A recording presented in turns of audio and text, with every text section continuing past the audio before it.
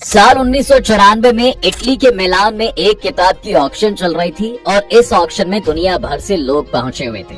तकरीबन $5.5 मिलियन से इस ऑक्शन में बिडिंग की ओपनिंग होती है और देखते ही देखते वहां बैठे लोग बिड करना स्टार्ट करते हैं। लेकिन जहां ये बिडिंग चल रही थी वहां एक आदमी लगातार फोन के थ्रू इस ऑक्शन में अपनी बिडिंग को बढ़ाता जा रहा था और वहां बैठे सभी लोग ये देखकर परेशान थे कि भैया भला एक किताब के लिए किसी इंसान का पागलपन इतना कैसे हो सकता है। और देखते ही देखते इस ऑक्शन में लगी वो किताब ये आदमी खरीद लेता है, वो भी $28 मिलियन में। और उस कमरे से बाहर आते आते सारी फॉर्मेलिटीज खत्म करने के लिए बाद इस किताब की जो कुल कीमत होती है वो होती है $30.8 मिलियन। और इस किताब के नाम एक रिकॉर्ड दर्ज हो जाता है कि ये आज की दुनिया की सबसे महंगी किताबों में से एक है, जिसकी कीमत आज 400 करोड़ बताई जाती है। अब जो सवाल आपको परेशान कर रहा है वो ये होगा कि भला ये किताब किसने खरीदी और आखिर क्या था ऐसा इस किताब में जो ये आज भी दुनिया की सबसे महंगी किताबों में से एक है। तो भैया सबसे पहले आपको बता दें कि इस किताब को जिस इंसान ने खरीदा था वो कोई और नहीं बल्कि बिल गेट्स थे। जी हाँ, माइक्रोसॉफ्ट कंपनी के फाउंडर। दरअसल 1994 का ही वो दौर था जब बिल गेट्स दुनिया भर के टॉप 400 रिचेस्ट लोगों की लिस्ट में शामिल हुए थे और इस समय वो 39 साल के थे। जब उन्होंने किताब खरीदी तो सारी दुनिया में उनकी बातें होने लगी और ये वो दौर भी था जब लोग खुद को दुनिया के सामने रखने के लिए किसी भी हद तक जाने के लिए तैयार थे। शायद ये उन रीजंस में से एक था जिसकी वजह से बिल गेट्स के बारे में बाकी दुनिया ने जानना शुरू किया। लेकिन हम यहाँ पर बिल गेट्स के बारे में कोई बात नहीं करने वाले हैं, बल्कि उस किताब के बारे में बात करेंगे कि यार कैसे कोई एक किताब को $30.8 मिलियन में खरीद सकता था और क्या था उस किताब में ऐसा। कोडेक्स लेसेस्टर, जिस किताब के बारे में हमने आपको बताया उस किताब का नाम दरअसल कोडेक्स लेसेस्टर है। और हाँ, अक्सर इस किताब को लोग कोडेक्स गिगेस नाम की किताब से कंफ्यूज कर देते हैं। तो आपकी नॉलेज के लिए बता दें कि ये दोनों किताबें बिल्कुल अलग हैं। कोडेक्स लेसेस्टर जिसकी बात हम आपसे करने जा रहे हैं, इसे लिखा था दुनिया के महान कलाकार लियोनार्डो डा विंसी ने। और दूसरी किताब यानी कोडेक्स गिगेस, उसे किसने लिखा है और क्यों लिखा ये हमने आपको एक वीडियो में ऑलरेडी बताया है। और क्यों इस किताब को डेविल्स बाइबल का नाम दिया गया ये भी आप उस वीडियो में जान सकते हैं। इसे देखने के लिए ऊपर आई बटन पर आप क्लिक कर सकते हैं। खैर चलिए अपनी आज के इस वीडियो पर वापस आते हैं और बताते हैं आपको कि आखिर ऐसा क्या लिख दिया था लियोनार्डो की इस किताब में जो उसे इतनी कीमत देकर खरीदा गया। देखिए, लियोनार्डो के बारे में आप जितना पढ़ेंगे और जानेंगे आप एक स्पाइरल लूप में चले जाएंगे, क्योंकि उनकी जिंदगी जो है वो एक ब्लैक होल की तरह है जो आपको अपनी तरफ खींचती है। और जब आप उनके बारे में जानना शुरू करते हैं तो आप पूरी तरह से उस इंसान में खो जाते हैं। ये तो हम बात सब जानते हैं कि लियोनार्डो शादी से बाहर पैदा हुए थे। हाँ, वही जिसे आज हम एक्स्ट्रा मैरिटल अफेयर का नाम दे देते हैं। और उस समय यही एक वजह थी कि वो कभी स्कूल नहीं जा सके। लेकिन इसके बावजूद आज सारी दुनिया इनकी समझदारी की कायल है। और तो और आपको इनकी समझदारी का एक एग्जाम्पल भी देते हैं। इनका कहना था कि जो पार्टनर सिर्फ फिजिकल सुख के लिए टेंशन बनाते हैं या अपने पार्टनर के साथ जबरदस्ती करते हैं, उनके बच्चे हमेशा चिड़चिड़े और कम अक्लमंद होते हैं। लेकिन जब दो लोग आपस में एक दूसरे से बड़े प्यार से एक दूसरे से फिजिकल रिलेशन बनाते हैं, उनके बच्चे बड़े खूबसूरत और समझदार पैदा होते हैं। भाई ये तो उस समय सीधा उनका समाज के लोगों के मुंह पर तमाचा था जिन्होंने हमेशा लियोनार्डो को नीचा दिखाया। आप जरा सोचकर बताइए कि कोई एक इंसान भला कितनी चीजों में महारत हासिल कर सकता है। पर लियोनार्डो एक ऐसे इंसान थे जिन्हें 15 से ज्यादा सब्जेक्ट्स में महारत हासिल थी। इतने सब्जेक्ट्स तो शायद आज किसी कॉलेज की डिग्री में आप नहीं पढ़ते होंगे। Anatomist, astrologer, scientist, mathematician, painter, architect, inventor, engineer, botanist और ना जाने ऐसे ही कितने और सब्जेक्ट्स की नॉलेज उनकी किताबों में साफ साफ दिखाई देती है। वो अपनी सदी के सबसे यूनिक लोगों की कैटेगरी में आते थे।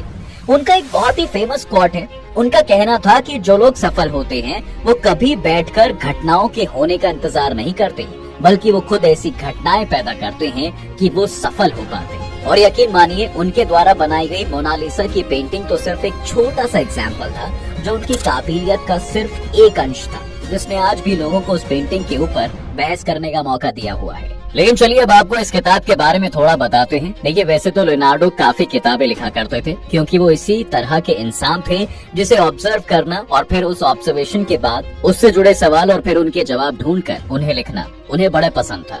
और यही उन्होंने इस किताब में किया जिसका नाम कोडेक्स लेसेस्टर है।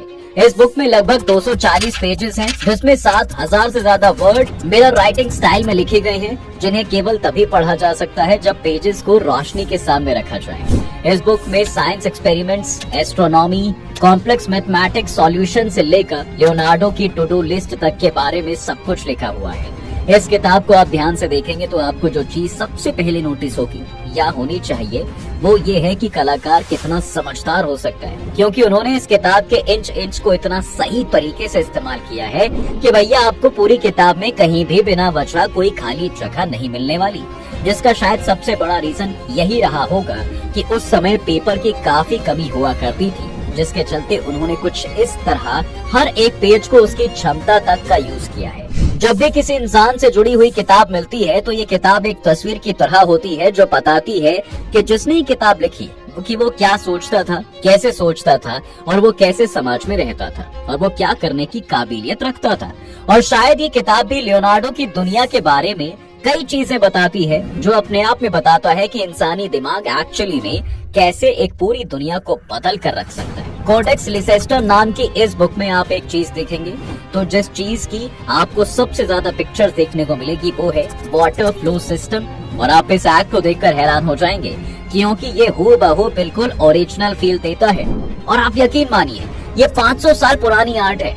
इतना ही नहीं, उन्होंने बहते हुए पानी को 67 अलग अलग नाम दिए हैं, क्योंकि शायद वो इन सभी के अलग अलग डायनेमिक्स को समझ चुके थे और वो जानते थे कि वाटर को कब करंट कहना है और कब स्ट्रीम कहना है। अब इसे आप क्या कहेंगे? और इस वाटर फ्लो सिस्टम की हेल्प से फ्लूइड डायनेमिक्स को अपनी किताब में बड़ी ही शानदार तरीके से एक्सप्लेन भी करते हैं। इतना ही नहीं, इस किताब में आपको मैथ से रिलेटेड इतनी चीजें देखने को मिल जाएंगी कि आप हैरान हो जाएंगे। वैसे लियोनार्डो कोई मैथमेटिशियन नहीं थे, लेकिन फिर भी उनकी इस बुक को देखकर पता चलता है कि उन्होंने मैथ्स की बड़ी बड़ी डिफिकल्ट और कॉम्प्लेक्स इक्वेशन पर भी हाथ आजमाया होगा, और उन्होंने मैथ्स को जितना समझा, जितना जाना, उतना विजुअलाइज किया और अपने दिमाग में इमेज के थ्रू उतार लिया। वैसे क्या आप ये जानते हैं कि एक सक्सेसफुल और अनसक्सेसफुल में क्या अंतर होता है? तो इसका सीधा सा जवाब है कि भैया एक सक्सेसफुल आदमी हमेशा क्यूरियस रहता है किसी भी चीज को जानने के पीछे, जिसकी वजह से दूसरे आम लोगों से खुद को अलग कर लेता है। यार देखो, एक बात तो हम सब जानते हैं वैसे कि जब तक हमारे अंदर जानने की इच्छा यानी क्यूरियोसिटी नहीं जागेगी तब तक हम किसी भी चीज में इंटरेस्ट नहीं बना पाएंगे और लंबे समय तक उस चीज को माइंड में नहीं रख पाएंगे। लेकिन ये चीज लियोनार्डो बहुत छोटी उम्र में ही समझ गए थे और खुद को इतना क्यूरियस बना लिया कि वो हर सवाल का खुद ही जवाब ढूंढने में लग जाते थे। उबासी क्यों आती है? सर्कल कैसे बना है? अगर किसी सर्कल को स्क्वायर बनाना हो तो कैसे बना सकते हैं? समुद्र और नदियों में बहने वाले पानी में क्या अंतर है?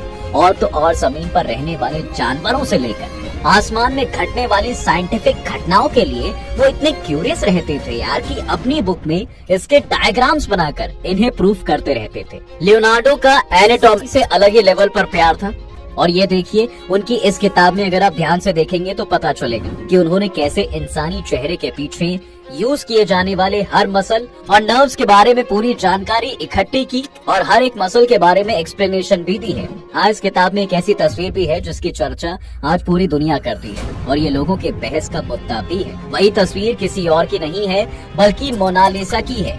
और आप इस बात से अंदाजा लगाइए कि इस तस्वीर में भला ऐसा क्या कर दिया था भैया लियोनार्डो ने, जो आज भी लोगों के लिए ये एक पहेली बनी हुई है। अब देखिए लियोनार्डो किस हद तक जाकर सोच सकते थे, ये आपको इस तस्वीर में जरूर दिख जाएगा, क्योंकि बताया जाता है कि उन्हें मोनालिसा के होंठ बनाने में परेशानी हो रही थी और इसलिए सिर्फ होंठ बनाने में उन्हें 12 से 15 साल तक लगे थे। इस पेंटिंग की सबसे बड़ी मिस्ट्री इसकी स्माइल है, जिस पर आज भी लोग लगे पड़े हैं कि कोई तो ऐसा क्लू मिल जाए कि आखिर क्या खास है इस पेंटिंग में। कई एनालिस्ट का तो ये कहना है कि मोनालिसा की मुस्कान का ये रहस्य है कि इसे जिस एंगल से देखा जाए वो अलग ही दिखती है। ये एक जिंदा दिल तस्वीर है, मतलब अगर एक एंगल से हंसती हुई दिखेगी तो वहीं दूसरे एंगल से उसकी मुस्कान फीकी पड़ जाएगी। वहीं एक अलग ग्रुप है जो ये मानता है कि पेंटिंग की मुस्कान कभी नहीं बदलती, बल्कि आपका खुद का मूड पेंटिंग को देखते समय जैसा होता है पेंटिंग में मुस्कान वैसे ही दिखती है। जैसे अगर आप खुश हैं तो हंसती हुई दिख जाएगी और अगर आप उदास हैं तो मुस्कान फीकी दिख जाएगी, जो कि काफी हद तक प्रैक्टिकल भी लगता है। लेकिन आप इस बात से अंदाजा लगा सकते हैं कि क्या गजब का दिमाग लगाया गया होगा लियोनार्डो द्वारा कि आज भी मोनालिसा की पेंटिंग दुनिया भर के लिए एक राज ही बनी हुई है। और कुछ लोग ये भी कहते हैं कि लियोनार्डो कोई जादूगर नहीं थे, बल्कि उनकी हर एक चीज के पीछे कोई ना कोई गहरा लॉजिक छिपा होता था। एक्चुअली बात यह है कि जिस समय लियोनार्डो मोनालिसा की पेंटिंग बना रहे थे, उस समय वो आईज और रेटिना पर डिसेक्शन कर रहे थे और इसी वक्त उन्हें ये भी पता चला कि आईज के अंदर मौजूद रेटिना इमेज को 2 भागों में प्रोसेस करता है, जिसमें रेटिना का सेंटर तस्वीर की डिटेल्स को देखता है और रेटिना का सर्कमफ्रेंस उस इमेज के शेडोज और शेप्स को डिफाइन करता है। और इस तरह हमारी आंख किसी भी ऑब्जेक्ट का एग्जैक्ट साइज मेजर करने के लिए काबिल बनती है। और यही एक रीजन है कि आप मोनालिसा की पेंटिंग में शैडो और लाइट का छुपा हुआ कॉम्बिनेशन देखोगे, जो इसे दूसरी